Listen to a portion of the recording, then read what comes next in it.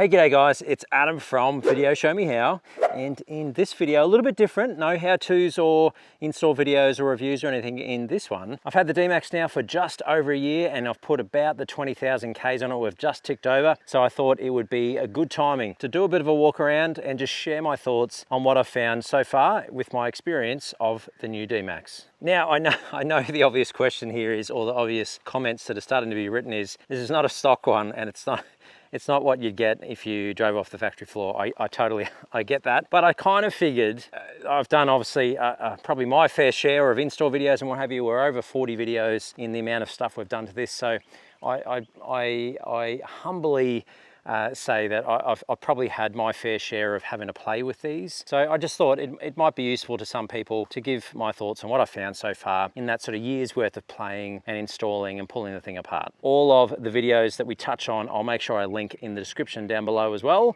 But other than that, let's get started. So overall, exterior-wise of the D-MAX, I'm still a massive fan. I love the look of this, I love the shape of it. We're not done yet on the build, but overall, I reckon it looks pretty good. There's lots of comments about the quality of the paint and how it's easy to scratch. You know, in my experience, it hasn't been too bad. It hasn't been too bad. I feel like there's probably a couple of sections where there's a couple of little nicks and bits and bobs, but I'm probably not the greatest detailer in the world, let's be honest. But I do kind of try and keep it reasonably clean. After hitting the beach, I make sure I wash it within 24 hours. You know, I did ceramic coat it straight up after I got the thing, but overall, I haven't found it too bad. Like I said, there's a couple little nicks, but overall not too big of a deal. As far as lights and bits and pieces, I haven't had, not these lights obviously, but these lights that come with the XTERRAIN, haven't had sort of any issues with those. I find them really cool. I love the fact that you can have the auto high beam turn on and off. I find that really intelligent, and I find that the spread of these is one of the best cars that I've had. I know there's some comments, some people sort of saying, oh, they're pretty crappy and what have you, and I think that's just with the adjustment. You can adjust the angle of these up so that I think a lot of them seem to come without any sort of alignment. So if you're looking at one of these, or you have one of these and it's got pretty ordinary headlights, it's not the lights, it'll be the alignment. So get your dealer involved or have a bit of it. There's a screw behind the scenes there you can have a tweak at. Mirrors, pretty cool. Obviously you've seen the mod I've got in here where it auto folds those in. Would have been excellent if that had happened from factory, where you press the key and it automatically folds those in, but you know, pretty easy mod from Track Electronics to do that. Side steps, I changed those out to some steelies. The factory ones really only have a couple of screws, a couple of little bolts that attach in under the body, and they're just not designed to cop any serious wax. They are fine to stand on though, that's no issue at all. If you're going to be sort of doing it off-roading or anything, like you can see here, we've taken a couple of hits. I definitely recommend going to some steel versions, but the factory ones worked fine as well. Easy to stand on and carry the weight, that's no issue at all. Same sort of story for around the back here. The factory one has that pretty cool little step. When I was looking for a replacement, I wanted to get one that was relatively similar in the fact that it had some steps, because I found that really helpful with the factory rear bumper. Now with the roller cover, I found that overall to be pretty good. It is a manual one, so you do have to muck around with that. Obviously there's some electronic options that are out and about that are pretty cool. If you have the XTs and what have you, where you have a tub liner, just be aware of the limitations of that. You can check out the Raptor line video that I did for more detail. You can see underneath, because you actually lose quite a bit of space. From memory, it was about 40 mil on the sides, on both sides, that you're losing, and at the back it was almost 100 mil of space that you were losing. So just bear that in mind. You do have a bit more height as well for fridges and what have you if you take the tub liner out. They also, where the little, I guess, mounds are in the bottom of the tub liner, they don't line up to the actual physical tub. So the end result is it actually sits above where it should sort of slot into, if that makes any sense. Other than that, it's a standard sort of tub. There's plenty of space. You've got lots of room to throw all your camping gear and what have you in here. I've had a ton of timber in here for firewood and that sort of stuff, and the D-MAX handles it, no problems at all. So overall, the tub, lots of options for canopies. Like I said, there's all sorts of load racks. HSP have got some pretty good gear out now with their Gorilla tub lids and that sort of stuff. There's some other armored ones. There's the fancy electronic versions and what have you. And then obviously lots of options starting to come out now with canopies and all of that good stuff. But yeah, other than that, exterior wise, I find this has been pretty dang good. I haven't had any issues or failures or what have you. The windscreen wipers, they're a little bit controversial, I guess, and particularly the squirters. That's them in right there, as you can see. I find these to be okay. Controversial statement, I find them to be okay. I find the water lasts forever, but I am also on the same boat that if you're particularly filthy and you've been going through stacks of red dirt or mud or anything like that, it's like getting a little water bottle and having to squirt it at a big mud patch or something like that, and doesn't sort of do a whole lot. So for general road stuff though, getting dirt and grime off, I find it's pretty good. I do go over the top with the amount of that bug off stuff that I put in. I sort of do a double dose, and it seems to do a pretty good job. I've obviously changed tyres and rims. The tyres that it did come with, I would definitely recommend looking to upgrade those to more of an all-terrain, something that's an LT type carcass on the tyre, because they really are just highway tyres. And I've seen over this last year a lot of examples of those tyres blowing out. If you are doing some proper off-roading, that sort of stuff, they're probably not the best. But if you're taking your truck, up the beach and that sort of stuff, they're going to work perfectly fine. Don't feel like you have to go to some chunky rubber unless you're doing rocks. If you're doing anything in rocks, I would definitely get something chunkier with thicker sidewalls. But if your four-wheel driving, if your go your own way is up the old beach every now and again, and the rest of the times on the tarmac, completely fine, no stress. The standard factory ones will go okay.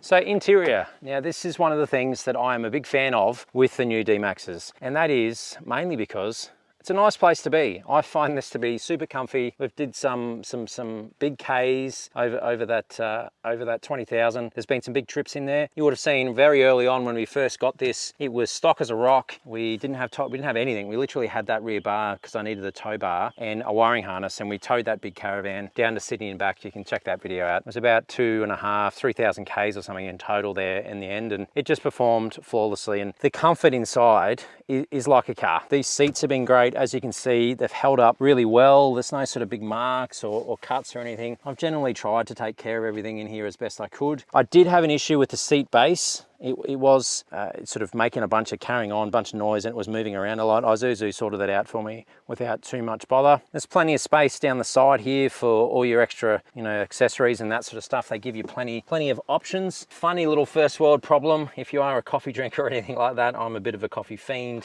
These are super deep, so when you put your cups in there, you can see that in the Car Expert review from old Paul on these videos. Great job, Paul, love your videos. You can see that he does the old coffee test, and that's absolutely a thing. But there's plenty of these sort of things that are starting to crop up now. I found this from a bloke on Marketplace that 3D prints those, and they just slot in there and gives you that extra height. So that would have been great if they had some sort of a solution to enable various heights there. First world problem, I know, but I love the storage options. I think these little guys are I just love them. I use mine all the time, and I know that's the big difference between the Mazdas and the ISUZUs, but I'm a massive fan that I have it. And also this top storage, I sort of have my little tag in there and some window cleaners and tissues and that sort of jazz, cables. I just love the extra storage. I think it is pretty cool. I find the steering wheel and all that sort of stuff is a really nice place to be. It's a good size. All the controls you need are really nice and accessible on the sides, and I find generally driving this thing, it just chews up the case. It's a nice comfy place to be.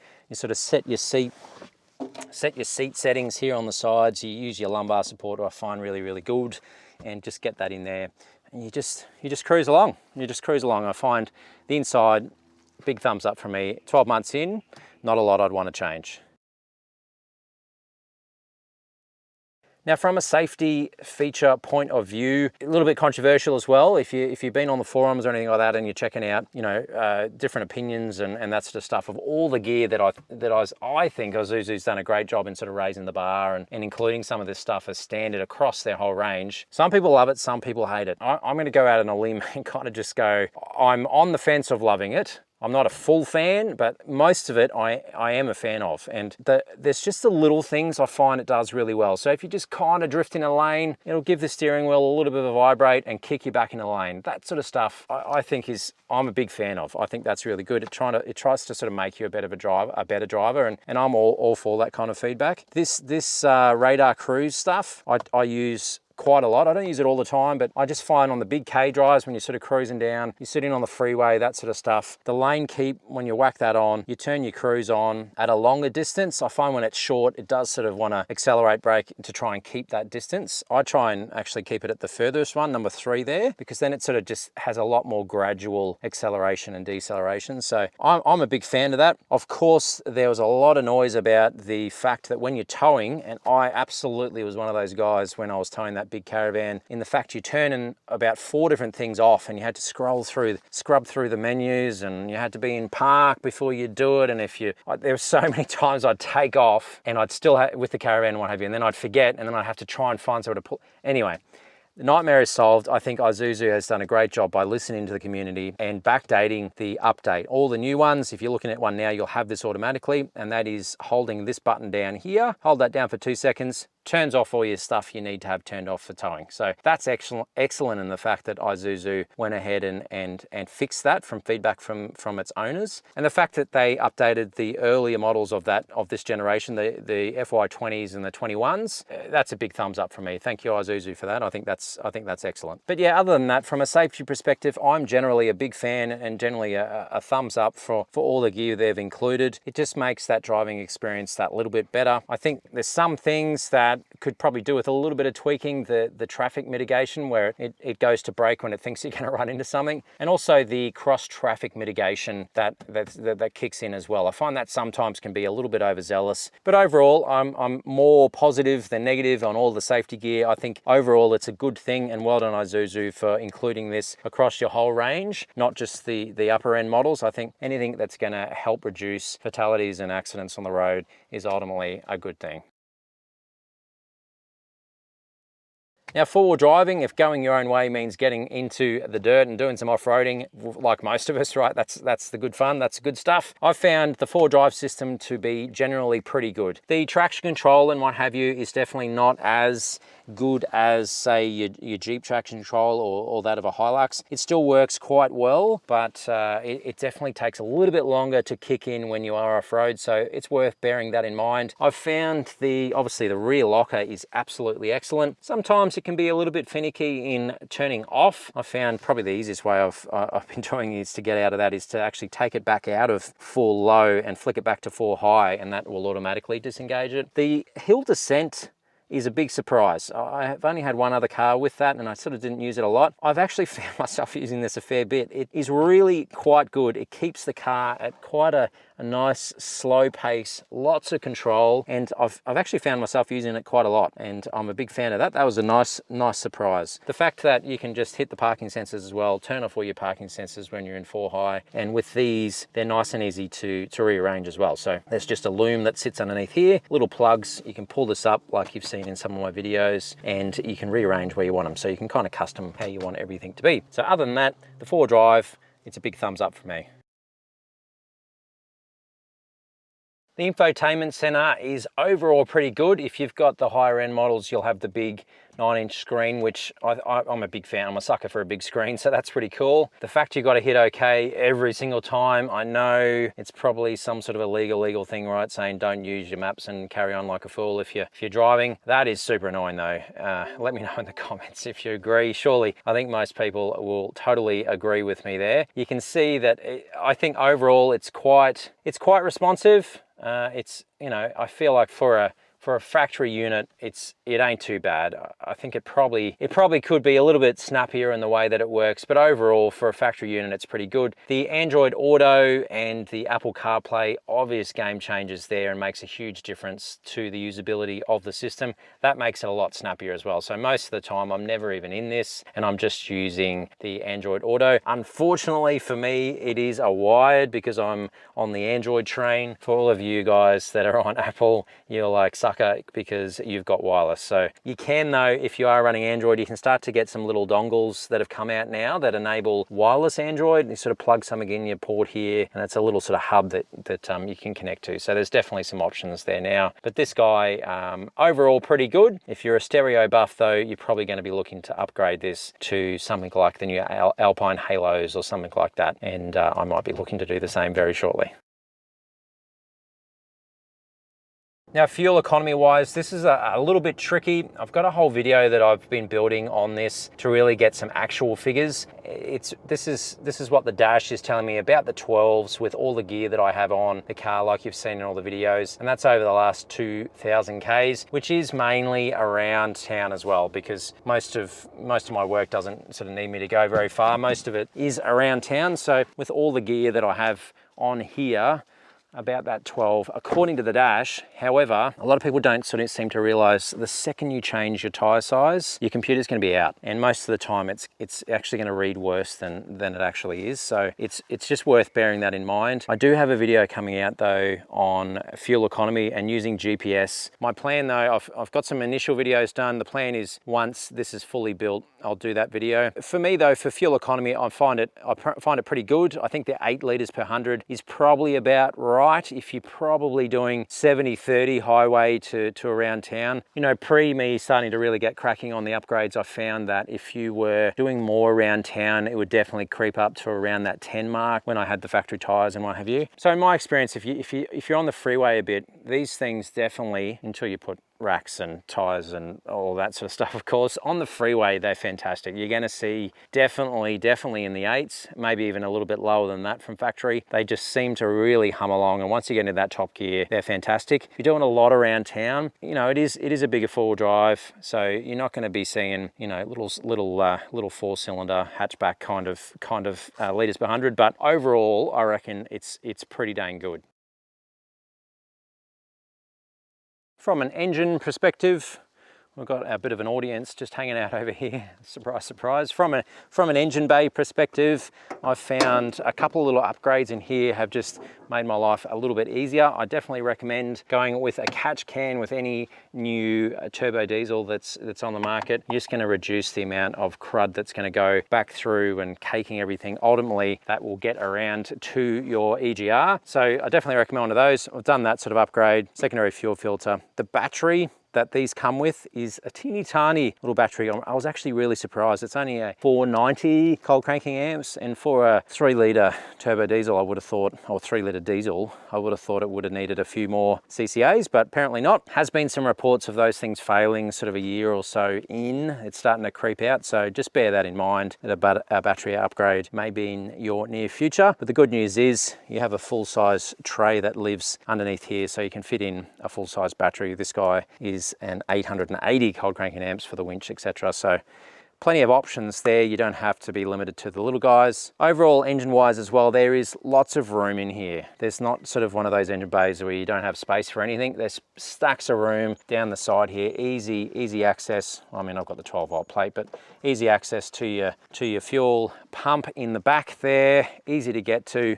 Plenty of room down the front here for your intercooler pipes and what have you, and your turbo. So heat wise, not really an issue at all. I found these engines run quite cool. I've put this thing really under stress, towing big caravans and stuff, having, I think that was about 2.8 ton on the back. And I run diagnostics like you guys have seen with my Torque app and what have you, and a bit of a nerd like that. And I haven't seen this thing anything over about that 92 mark, and that was towing that full caravan up some pretty gnarly hills for a sustained period of time. So overall, if you're like me with previous cars where you had sort of some overheating issues, you're not going to have any issues at all driving one of these. So there you go, guys. That is my thoughts on the new generation D-MAX after owning one for about that 12-month mark, that 20,000 K mark, and my experience so far. So I think overall, it really is that hybrid vehicle that enables you to sort of go to the office during the week if you've got that kind of gig. You can get into car parks, no worries at all, at shopping centres and all of that sort of urban warrior stuff. But then at the same time, you can use it for more of the tougher stuff. You can get up the beach, you can go camping, you can do the long Ks, you can do the towing, all of that in the one vehicle, I reckon, while not using a whole lot of fuel, I reckon is pretty good. Now, I've had a few questions over the last couple of weeks before shooting this video of, is the build done and am I going to sell this thing? And some breaking news right now, and no, I'm not going to sell it. Absolutely, I'm not going to sell it. I think I'm a big fan of this, and I still think as of today when this video goes live, this is still one of the best picks on the market. I think there's some other options out there that are a little bit newer now, but this still represents great value. It does all those things we've just talked about. It sort of sips the fuel in comparison to others, and I think is still my pick. If I was to go out to the market, I'd still probably be buying one of these. So as far as the build goes, there's still a surprising number of videos to come with this. I know we're 40 deep, so if you're interested in doing one of these up or getting into the how-to and how you can do some of this stuff, these installs yourself, like I said, there's 40 plus videos over on the channel. There is a playlist. I'll put all those videos that we've touched on in the video description of this one, but other than that, head over to the YouTube channel and you can check out all of that content. It's all there ready to roll for you to check out. A bunch of them have discount codes as well. That's normally something I try and do with different manufacturers to try and sort you guys out with a bit of a discount, so keep an eye out for any of those codes in those videos as well. Massive thanks to the patrons of Video Show Me How. As always, the extra support helps me bring out content just like this for all of you guys. But other than that, guys, as always, I hope that you have an amazing day, and I will see you in the next video. Cheers, guys.